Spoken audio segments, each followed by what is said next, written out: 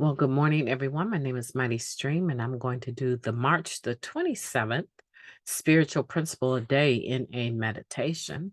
I hope you're having a beautiful morning. Let's go ahead and get into that meditation. If you need to reach me, feel free to do so at recoveryofhope21@gmail.com or leave a comment down below. Okay, the title of the meditation is Autonomy and Our Choices. We define ourselves by our choices. Living Clean, Chapter 2, Connection to Others. None of us chose to have the disease of addiction. We also didn't choose our upbringing or the demographic groups we belong to, our identity or culture, or to have our particular set of character defects and assets.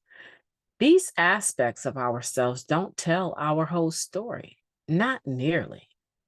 This truth also doesn't negate responsibility for our personal autonomy, our free will to make decisions that may in many ways be informed by these characteristics.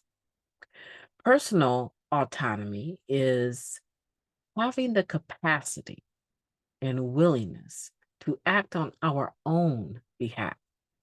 As recovering addicts, our goal for personal autonomy is to have the capacity and willingness to do so while living by spiritual principles, as opposed to the self centeredness that drove a lot of our decision making in active addiction. Through the 12 steps of NA, we investigate the hand we were dealt and what we did with those cards. I like that. Through the 12 steps of NA, we investigate the hand we were dealt and what we did with those cards. This work opens many doors for us to make self aware choices that align with our true values and a higher purpose. In step 4, I had an epiphany. Many of us have, realizing that holding on to my resentments was a choice that was holding me back, a member wrote. And my experience with step 7 shows that when I'm about to act out on a shortcoming, I have a choice.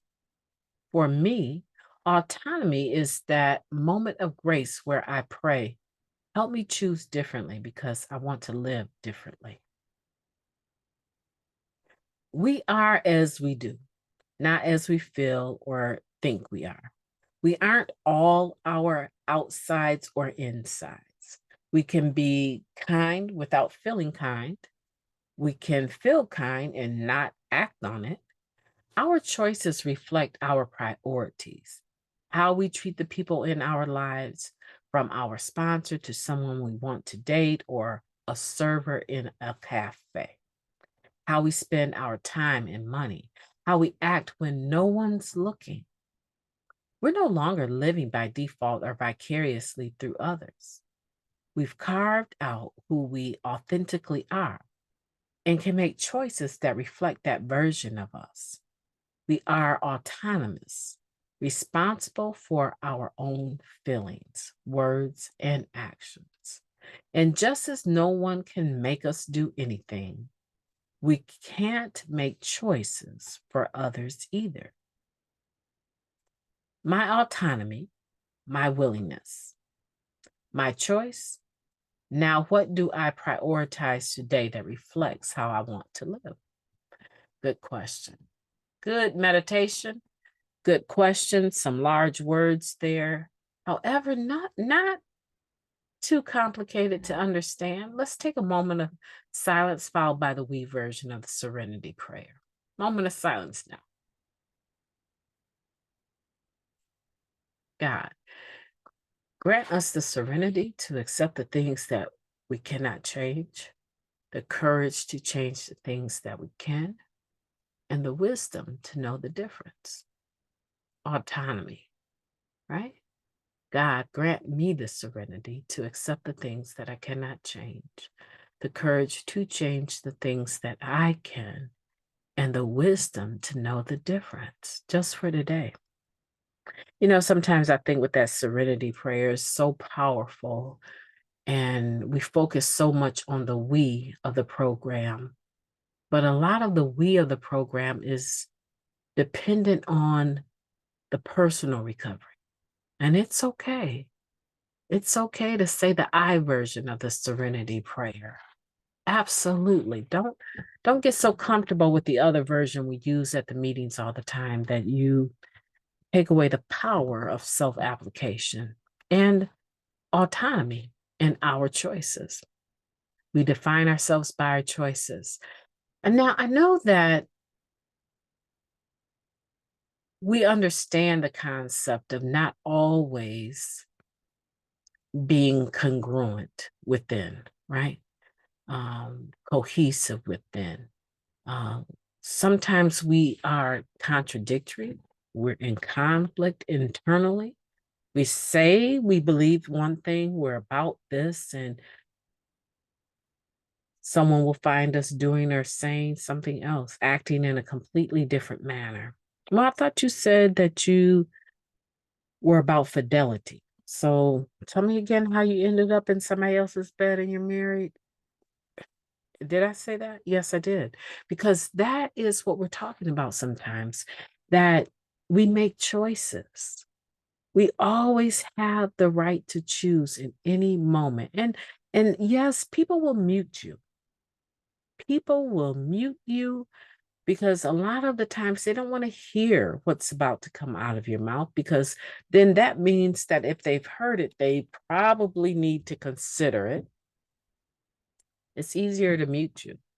It's easier to silence you in that moment with some offhanded comment that is meant to embarrass you or meant to expose maybe gaps in your thinking. People become like con artists. They become mute artists, right? They're good at muting people. But you know what? You don't have to fall for the okie doke. You have the right to consider your circumstances, make your decisions about your life, and live it according to the way that you feel is best for you.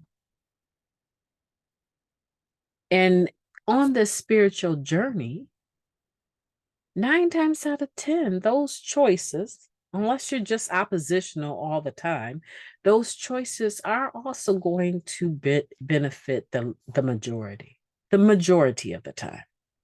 Not always, but a lot of people, we get in recovery, we came here very self-centered. And today we're not that way. We consider people all the time. We're nowhere near as self-centered as we used to be. We're very considerate individuals. And I trust your instincts and hope that you trust mine, because that's what we're here to do. We're here to live a fuller life.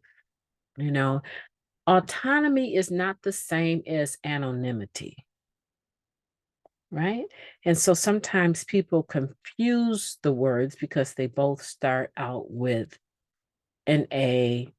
They have some singularity to the definition, but autonomy and anonymity are two different words.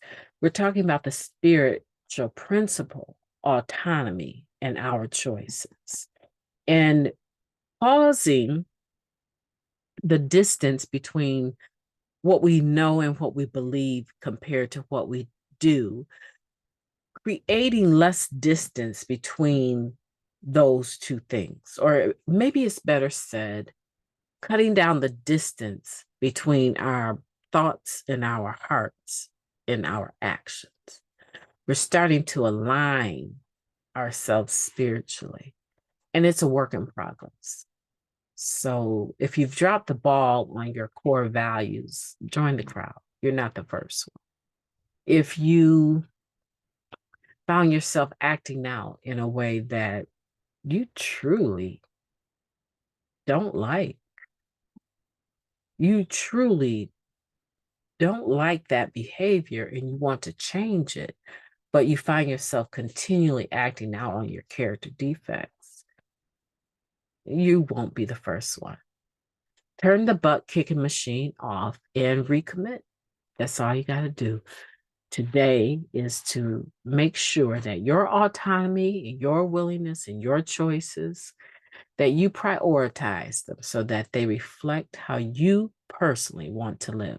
My name is Mighty Stream. I've enjoyed talking to you today, and I cannot wait to talk to you tomorrow.